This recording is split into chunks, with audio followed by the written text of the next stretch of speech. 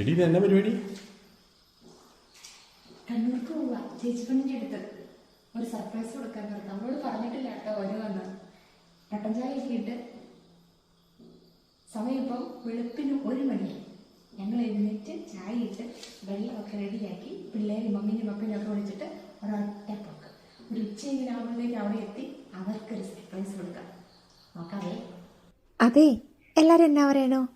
അപ്പം ഞങ്ങൾ ഇന്നത്തെ യാത്ര കണ്ണൂരേക്കാണ് കേട്ടോ, എൻ്റെ ചേച്ചിയുടെ അടുത്തേക്ക്.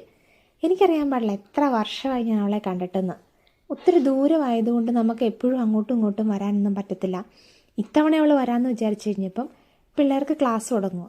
അപ്പോൾ പിന്നെ എങ്ങനെയാ വന്ന ഇടയ്ക്ക് ഞാൻ പറഞ്ഞായിരുന്നു ഞങ്ങൾ നിന്നെ കാണാൻ വരുന്നുണ്ടെന്ന് കേട്ടോ. പക്ഷെ അത് കഴിഞ്ഞിട്ട് പറഞ്ഞു മഴയൊക്കെ അല്ലേ, പിള്ളേർക്ക് ഇത്രയും ദൂരയാത്രയൊക്കെ ചെയ്യണ്ടേന്നൊക്കെ പറഞ്ഞിട്ട് ഞങ്ങളത് ക്യാൻസൽ ചെയ്യുമെന്ന് പറഞ്ഞു കേട്ടോ തലേദിവസം വിളിച്ചിട്ട്. അപ്പോൾ അതിൻ്റെ ദേഷ്യത്തിലിരിക്കുക കക്ഷി. എന്നായാലും ഒരു സർപ്രൈസ് കൊടുക്കാമെന്ന് വിചാരിച്ചു. 6-6.5 മണിക്കൂറുണ്ടെങ്കിലും വലിയ തിരക്കൊന്നും ഇല്ലാത്തതുകൊണ്ട് രാത്രിയിലെ യാത്രയായിരുന്നുകൊണ്ടും ഒരു നേരം വെളുത്ത് 10 മണിയൊക്കെ ആയപ്പോഴത്തേക്കും ഞങ്ങൾ കണ്ണൂരെത്തി കേട്ടോ.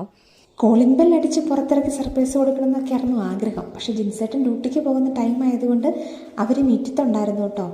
എൻ്റെ ഈശ്വര, ഈ ഒരു മൊമെൻറ്റ് പാവം അവൾ കരഞ്ഞു പോയി. വേറൊന്നുമല്ല, തലേദിവസം വഴക്കൂടെ ഞങ്ങൾ വെച്ചത് വരുന്നില്ല എന്നും പറഞ്ഞിട്ട്. അപ്പം അതിൻ്റെ സങ്കടവും ദേഷ്യവും ഒക്കെ ആയിട്ടിരിക്കുമ്പോഴാണ് രാവിലെ പൊട്ടി മുളച്ചതുപോലെ ഞങ്ങൾ മുറ്റത്ത് വന്ന് നിൽക്കുന്നത്. എൻ്റെ ദൈവം, ഇതിലും കൂടുതൽ സർപ്രൈസ് ഞാൻ അവൾക്ക് എന്ത് കൊടുക്കാനല്ലേ. ഈ ദൂരത്തുള്ള വാസം എന്ന് പറഞ്ഞു കഴിഞ്ഞാൽ അത് ഭയങ്കര സങ്കടമാണ്. നമുക്ക് പല പല നിമിഷങ്ങളും പല പല ബന്ധങ്ങളും ഒക്കെ അകന്നകന്ന് പോകുന്നത് പോലെ തോന്നും. കുട്ടികൾ സ്കൂളിൽ പോയേക്കുമായിരുന്നു കേട്ടോ. ഇങ്ങനെ ഒരു സർപ്രൈസ് കൊടുത്തുകൊണ്ട് എല്ലാവരുടെയും സന്തോഷം നമുക്ക് ഓർമ്മകളിൽ സൂക്ഷിക്കാൻ പറ്റിയില്ലേ. ഇനിയിപ്പോൾ എന്തായാലും 2 ദിവസം ഇവിടെ എല്ലാവരും കൂടെ കൂടി ഒന്ന് എൻജോയ് ചെയ്യട്ടെ. എന്നാൽ പിന്നെ ശരി, പിന്നെ കാണാവേ.